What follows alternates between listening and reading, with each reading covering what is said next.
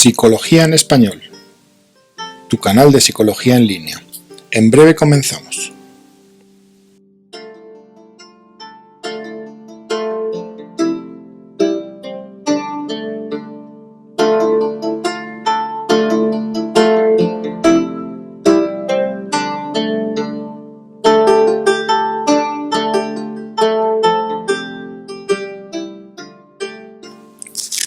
Un lugar de encuentro para la divulgación de la psicología en nuestro idioma, desde un lugar del mundo para cualquier lugar del mundo.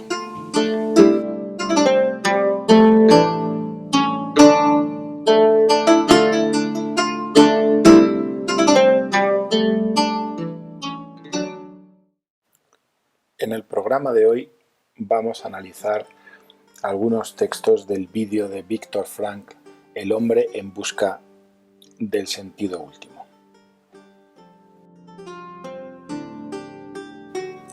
En primer lugar, vamos a dar algunos datos de la biografía de Viktor Frankl que nos parecen bastante importantes antes de analizar alguno de sus textos en el libro que hemos comentado antes.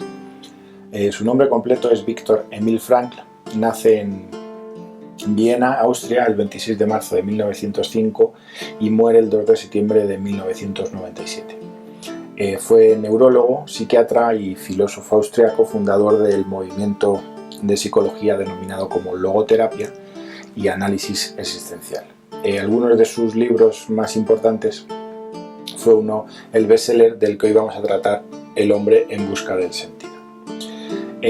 Podemos decir, entre otras cuestiones, para no alargarnos mucho, en la biografía de Frankl es que estuvo en varios campos de concentración nazis, incluidos Auschwitz y Dachau, y entonces hay que tenerlo en cuenta a la hora de analizar un poco sus textos, ya que fue una persona que vivió esa represión tan brutal del nazismo hacia los judíos, ¿no?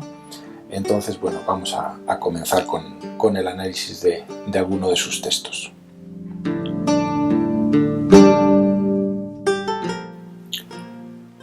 Los textos que vamos a comentar hoy pertenecen al capítulo 9, que está titulado como El hombre en busca del sentido último. Creo que es uno de los capítulos más interesantes del libro y ha resaltado algunos textos que vamos a ir leyendo y vamos a hacer unas pequeñas críticas bajo nuestro punto de vista sobre lo que en estos textos se dice.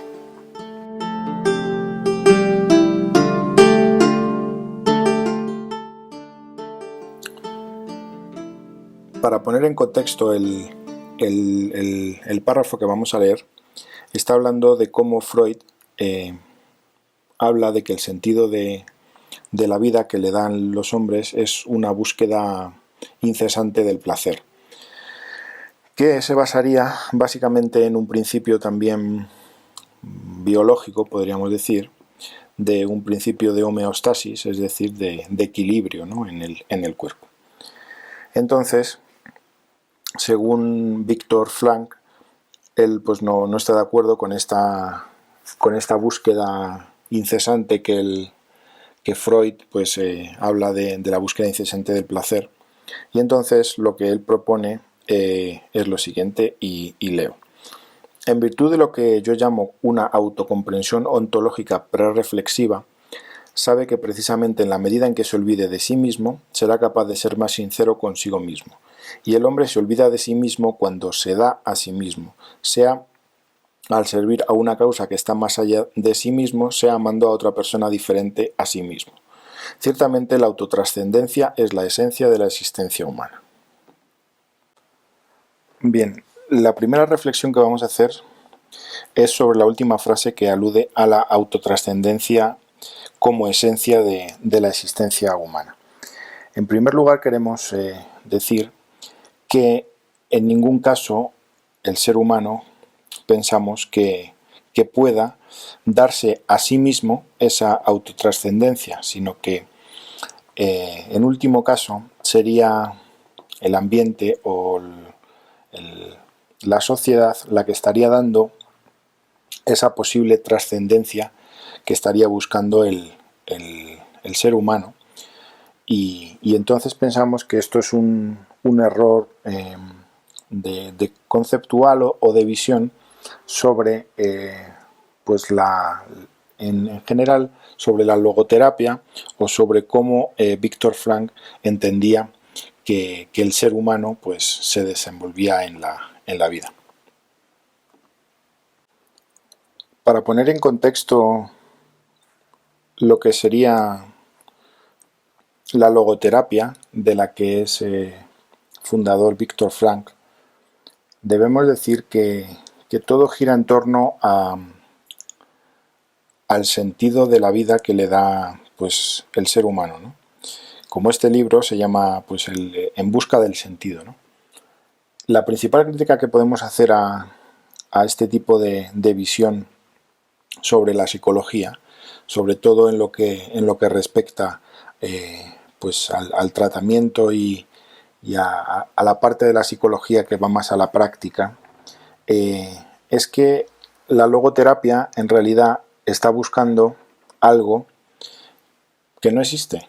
En realidad, buscar como sentido de la vida, un sentido de la vida en especial, cuando la vida es en realidad se produce a lo largo de un tiempo y un espacio, y dependiendo en muchas medidas de cómo es la sociedad en la que vive, del tiempo que le ha tocado vivir, de ciertas instituciones como puede ser la familia, como puede ser el entorno social, el país en el que viva, dentro del país, la ciudad en la que viva, dentro de la ciudad en la que viva, el barrio o lugar concreto donde viva. Entendemos que hablar de modo general del sentido de la vida, de la manera en la que lo hace Viktor Frankl, nos parece que no tiene mucho sentido hablar en ese aspecto. Por lo tanto, nuestra propuesta sería que el sentido de la vida no se puede hablar de una manera general con respecto a él, sino que hay que circunscribirlo a muchas circunstancias que se producen y por tanto no se podría hablar de un modo general de él. Otra de las cuestiones es que parece como si el sentido de la vida que tendría que buscar el individuo pasara por diferentes etapas. En este sentido queremos decir que el sentido de la vida siempre tiene que ser algo que se busque en el pasado, no en el presente, ni tampoco, por supuesto, en el futuro, ya que el futuro pues, es algo que no está escrito y que no se conoce y que se va formando pues, en base a la realidad presente y también en base a lo que se ha vivido ya anteriormente. Por tanto, buscar un sentido de la vida sería una cuestión que podría hacer una persona con una visión retrospectiva de su vida. Por eso, pues bueno, el sentido de la vida tendría cabida en personas adultas donde han pasado ya toda una vida y podrían pues reflexionar sobre el sentido que ha tenido su vida, ¿no? Pero no una persona en el presente, una persona, vamos a suponer, joven, darle un sentido a la vida más allá de lo que puede ir realizando en el presente en marcha en el cual está viviendo. Entonces, buscar un sentido de la vida en el presente, como interpretamos que está aludiendo Viktor Frankl, nos parece pues que no tiene mucho sentido. Para concluir este programa y que no se alargue en demasía, haremos más programas sobre este punto. Me gustaría hablar de lo que hemos comentado, que es el presente en marcha. El presente en marcha es el ejercicio de la persona, podemos decir, para que lo entienda todo el mundo, sería pues su día a día, lo que hace día a día, ¿no?